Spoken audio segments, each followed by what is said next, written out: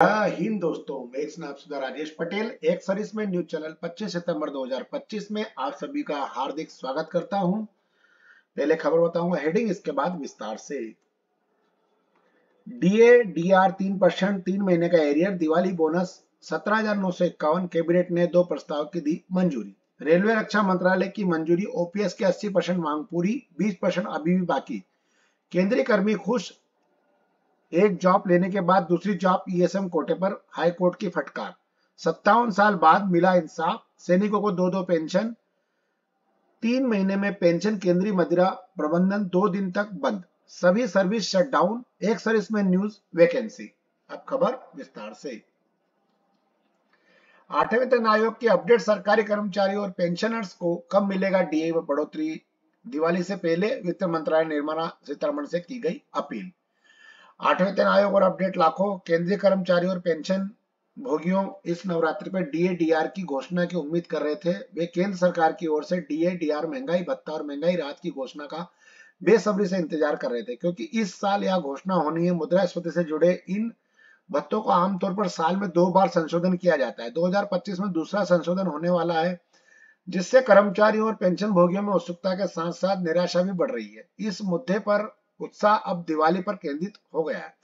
परिसंघ ने वित्त मंत्रालय निर्मला सीतारमण से अपील की है कि केंद्र सरकार के श्रमिक परिसंघ और वित्त मंत्रालय निर्माण को सीतारमण पत्र लिखा है।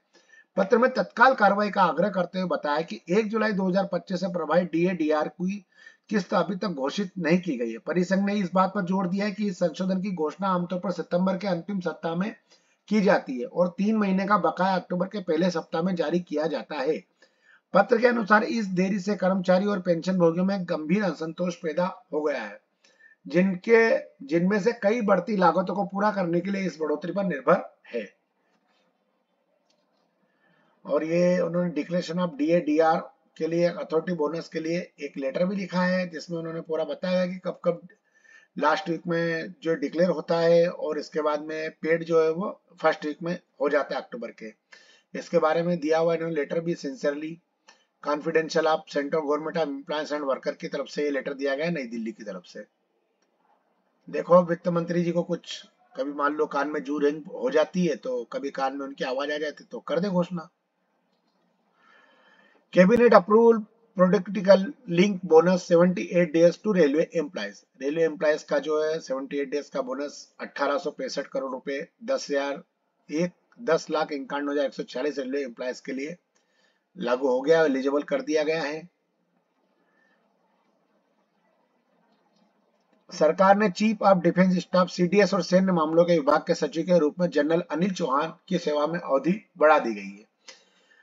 कैबिनेट की नियुक्ति समिति एससीसी ने 24 सितंबर 2025 को chief of defence staff CDS के रूप में जनरल अनिल चौहान के सेवा विस्तार को मंजूरी दे दी है। वे 30 मई 2025 तक या अगले आदेश तक भारत सरकार के अन्य सैन्य मामले के विभाग के सचिव के रूप में कार्य करेंगे। जनरल चौहान को 28 सितंबर 2022 को सीडीएस नियुक्त किया गया था। जनरल चौहान 1981 में भारतीय सेना में कमीशन प्राप्त हुए थे और प्रमुख कमान एवं स्टाफ नियुक्तियों के साथ उनका एक विशिष्ट शानदार करियर रहा है। जनरल चौहान को भारतीय सेना में उनके अनुकरणीय सेवाओं के लिए परम विशिष्ट सेवा पदक, उत्तम युद्ध सेवा पदक, अति विशिष्ट सेवा पदक, सेना पदक और विशिष्ट सेवा पदक के से सम्मानित किया गया था।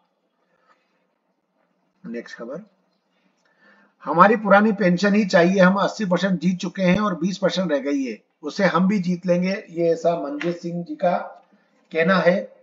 और यात्री कारखाना इज्जत नगर वर्षा गेट पर पूर्वोत्तर रेलवे कार्मिक यूनियनों की सभा कारखाना मंडल अध्यक्ष पुष्पेंद्र कुमार की अध्यक्षता में से संपन्न हुई। आम सभा संचालन कारखाना मंडल मंत्री आरडी शर्मा ने किया। सभा में दिल्ली से चलकर आए नेशनल पेंशनर स्कीम के राष्ट्रीय अध्यक्ष मनजीत सिंह पटेल ने आम सभा को संबोधित करते हुए कहा कि हमें पुरानी पेंशन ही चाहिए, हम 80% जीत चुके हैं और 20% रह गई है, उसे हम जीत लेंगे। एनपीएस, यूपीएस एवं ओपीएस के बारे में विस्तार से बताया गया। आम सभा से कार्यक्रम कर्म संगठन के केंद्रीय महामंत्री राकेश मिश्रा की देखरेख में संपन्न हुआ और पुरानी पेंशन का प्रकाश डाला है।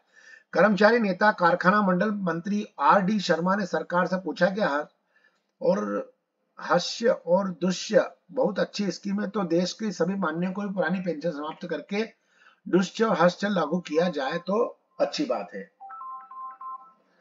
हमारे रेल कर्मचारी भाई अपना खून पसीना बहाकर अपने रेलवे को मजबूती दे रहे हैं और पुरानी पेंशन ना मिलने से उनका बुढ़ापा कैसे कटेगा। पुरानी पेंशन ही बुढ़ापे सहारा है। संगठन हमेशा कर्मचारियों के हितों के लिए आगे रहा है और आगे रहेगा, और कर्मचारियों के हित संगठन हमेशा आगे रहेगा। कर्मचारी नेता कारखाना से संगठन के वरिष्ठ पदाधिकारी पंकज व्यास ने कहा कि हम किसी भी कर्मचारी का शोषण नहीं होने देंगे।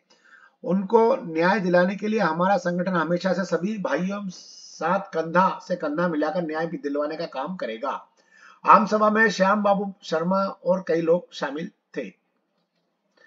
पूर्व सैनिक को कोटा मद्रास उच्च न्यायालय ने राज्य सरकार को टीएनपीसीसी को फटकार लगाई और न्यायमूर्ति एन रमेश और डॉक्टर मारिया क्लेटे की पीठ की अध्यक्षता के आदेश के खिलाफ टीएनसी द्वारा अपीलों के खारिज करते हुए टिप्पणियों को एकल न्यायाधीश 2022 में ग्रुप ए परीक्षा में चयनित ग्रुप 6 ऐसे पूर्व सैनिक कर्मचारियों को चयन प्रक्रिया के बाद के चरणों में भाग लेने की अनुमति दी थी। न्यायाधीश ने कहा कि हालांकि केंद्र ने 2014 में अपने नियमों को स्पष्ट करते हुए ज्ञापन जारी किया था, लेकिन टीएनपीएससी और राज्य ने इसके स्पष्टीकरण के अनुरूप प्रावधानों में संशोधन करते हुए पूरी तरह से निष्क्रियता दिखाई है। उन्होंने आगे कहा कि ऐसी प्रशासन निष्क्रियता जो योग्य व्यक्तियों पर अनुचित दबाव डालती है तो ना तो उचित है और ना ही न्यायोचित है। न्यायाधीश ने यह भी कहा कि ग्रुप ए की अधिसूचना ग्रुप 5 से पहले जारी की गई थी, लेकिन पूर्व के परिणाम बाद जारी किए गए, जिसके कारण याचिकाकर्ता ने पहले ही ग्रुप की नौकरियां ले ली है।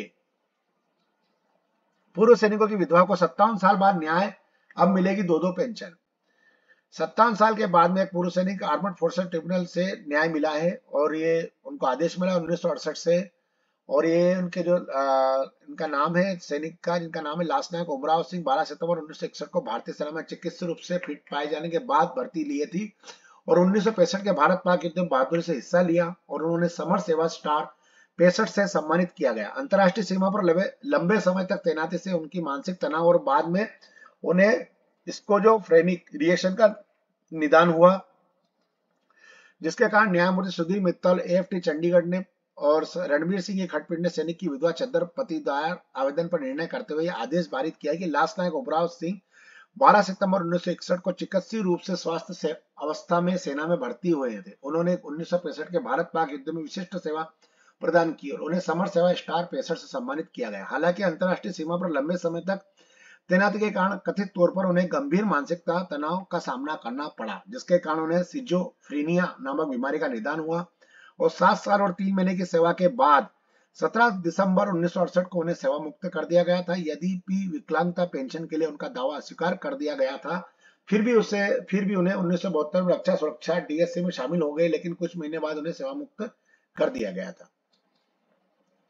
और ये एक लेटर है केंद्रीय सुरक्षा बल के लिए कि केंद्रीय मदिरा प्रबंधन सीएलएमएस का एकीकरण के अंतिम चरणों के कारण निष्पादन हेतु दिनांक 23/9/2025 समय 14 बजे से लेकर दिनांक 24/9/2025 समय 19 बजे तक सीएलएमएस वेब एप्लीकेशन तथा मोबाइल एप्लीकेशन की सभी सर्विसेज शट डाउन रहेगी।